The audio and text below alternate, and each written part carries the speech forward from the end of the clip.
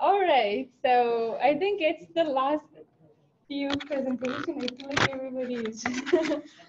We need some energy. But I'm talking here today about the narrative that we usually have about Afghan women. And as an Afghan woman, when I came to Canada first and then the United States, there's a lot of stereotypes that are associated with me.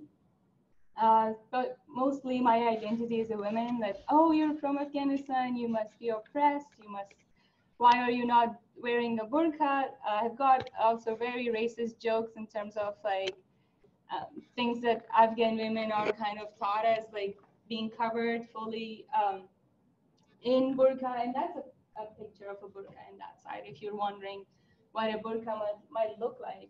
But this is all a narrative that came, after the Taliban was in power, and that's all political situations associated with that. But with that being said, in the Western media, particularly, the image of an Afghan woman is someone who is really oppressed by the family, by their community, and overall the violence and issues that is really addressing that issues that takes place a lot, and it just becomes a big scandal in some way, and then it becomes very generalized.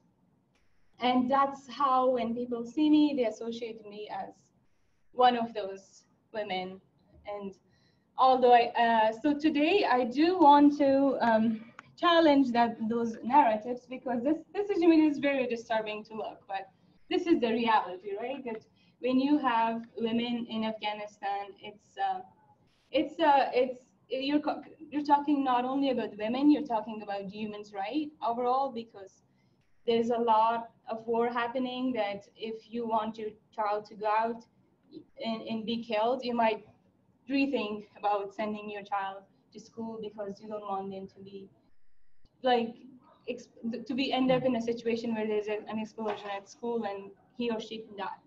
So we're talking about these situations, and most of the narrative that we hear, these are not contextualized properly, and it's just picking one thing and then making it very general.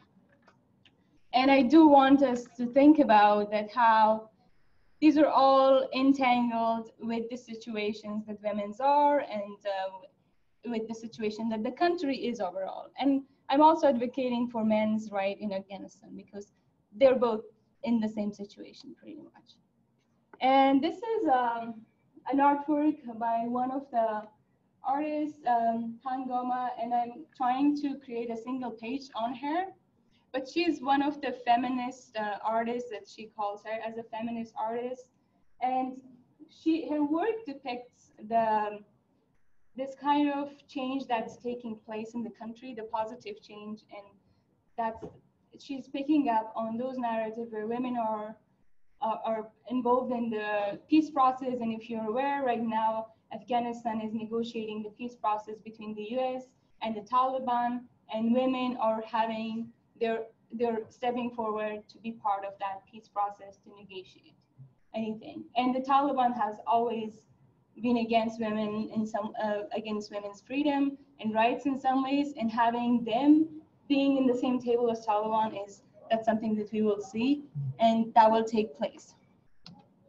So, but I do want to focus on the good side of the women who are artists, and they have the women who challenges that notion of the oppressed, or the women who are not having the women who have right to do what they want, the women who have freedom.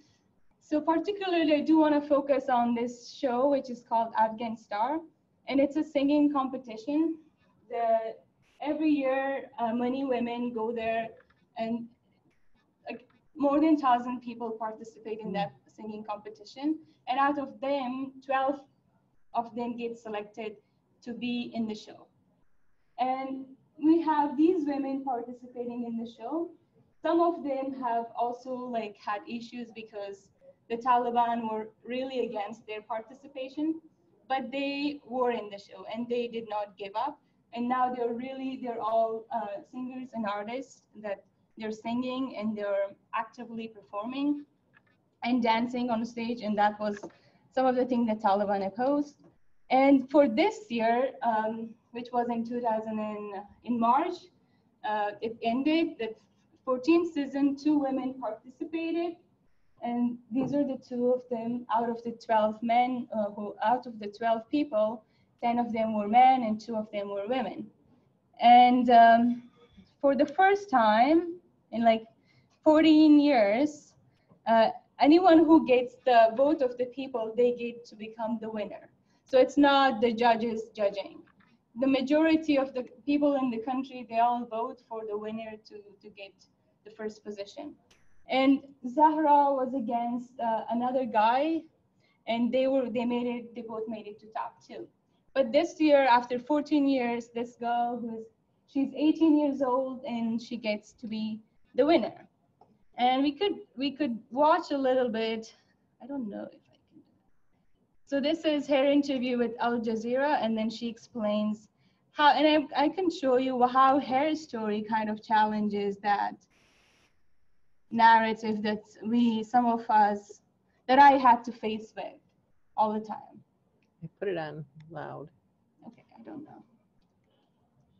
But, oh. Is this? Yeah, that's right. Here, well, it has subtitles, so I don't know. No, it doesn't. Does it? Yeah, I'm not as, I don't know this, if there's something else we need to do, like sound or something. Let's see, maybe.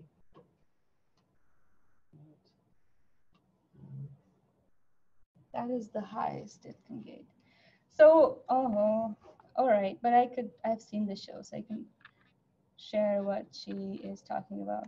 So she's somebody who is participating from a province that was recently in 2018 was sieged by the Taliban, and more than 100,000 or so, more than 200,000 were displaced from the city to go to another places because the Taliban took over that.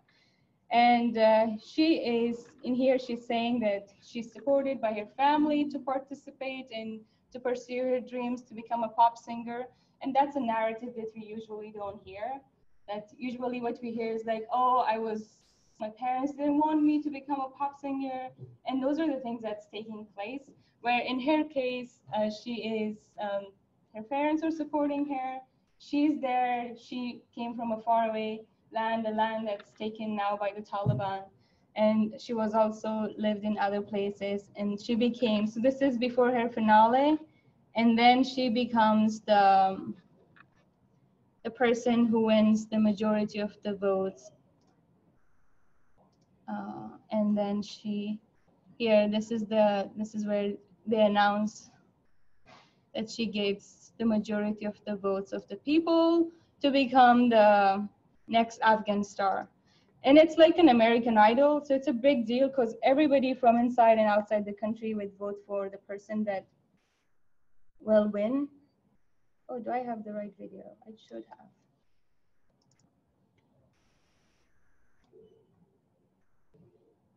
Okay, wait. Yeah, no, that's the right video. And this is inside Afghanistan. This is happening in Kabul. And you can hear, this is the time that they announced it for the first time. This woman has won the majority of the vote by the people to get to this. Sadly, there's no sound, so it's kind of hard to talk about music without sound. And she also belongs to an ethnic minority, which didn't have a lot of rights for participation in the government, and like it was on the constitution that they don't have the right. So she changed her history in like different levels, as a woman and as a ethnic minority person, and people were really happy for her, and especially she said that. So here, if I go back to the Wikipedia page that I created for her. So this is what I worked on today. So this is what she said, that I'm so happy I cannot even find words to express my feelings. Today I represent all the girls of Afghanistan. Today not only Zahra Ilham, but all girls in Afghanistan have won. So she was really against those men who were the Taliban and the jealous men that were not supporting, and she explicitly referenced those men during the show and said, "Vote for me so that you can slap on the face of those men who are jealous. Like you have to do it so that you can break their hearts." And all the men, however, she got the vote, and when she won, she was like, "Did the jealous men did their hearts break? I want him to." Like, I want their heart to break. And I think that's what happened. And most of the men, some of the men who are opposing these things, they're there. I'm not neglecting that. There are some men who are not really against women, who are against women's participation. And by having her, it also demonstrates that she is someone whom like women's participation and women having the right to do what they want is something that we value and we advocate for as a country. And I think that we need to cover more of those stories to change the narrative in English, because most of the things that's picking up is really about oppression and like lack of women's rights and violence against women. So yeah, I think this is what I wrote today. There's more to write, but it still needs to be edited. But I feel like I can go on now. Now that I know. And then the next person I was gonna edit was the other artist that I need to create a single page for her. So this page already existed, or it existed, and okay. there was until season 12. Nobody did this as season 13. Season 13, a guy won, but season 14 is when this is happening, and I just jumped into season 14. And if I have time, I can also add the season 13. But this was very important for me to add because of this change. And she was announced on March 21st. So like so a week ago. Wow, wow. Yeah. So is it, since it's all these, is each season like a different year? Each season is every year. Every year. And out of all the people, 12 people get juried and they can get in the show. And usually females' participation is lower than men's. There's like thousands of men, and it's from across the country, so they just travel in every part of the country, starting from August and then till September. But then the show starts, and they all the one who gets in the show they have to be like talented at first, but then it's up to the people's vote to support somebody from being getting the 12th position or the first position. So if you keep supporting in order. And then this was important because last in season 12 there was a male and a female who made to top 2, but the male got the majority of the vote. And this is the first time that this woman is getting the majority of the vote. So what I was wondering since like the first 13 episode or seasons, that what is one or two women common, or there is always one or two women. I see. There's lower majority of them have been 3 women at a time, not more than that. Not more than that. Making it into 12, and that's because most of them, there are a lower percentage of women of 1,000 and getting in there, and they also have challenges to actually, to be able to pursue music freely in the same way, resourcefully in terms of the resources that they need, and being in Ghazni where your town is taken by the Taliban, you can't really think of, I'm going to go on the street and sing. Right? Yeah. It's a really so hard situation. many obstacles. There's so many obstacles, and that's why I feel like these are the stories that we need to share so that we can know that this is what is happening and these changes are taking place, and we need to encourage these kind of changes. And of course, it all depends on the security, but it also depends on like fearless women. That the judges in this season, like she is such a fearless woman. She will sing somewhere here. Actually, she will begin. She is known to be one of the because she was in. Now, is the volume up on that thing too, or? She was threatened also as well by some people that she shouldn't be singing. Oh. But she's always she's an activist. And it was the biggest thing for her to be able to see Zahra winning, because she has always supported women to get to win this competition, and this is the first time that they win. You know, you can place, if you haven't already, on our meetup page, Yeah. the URLs to the videos, so we can watch those. Sure, yeah. There's so many of them. Like they also have so I would they have pick a an couple official- of them. With that though, I want to thank Tahmina. Thank you. Yeah.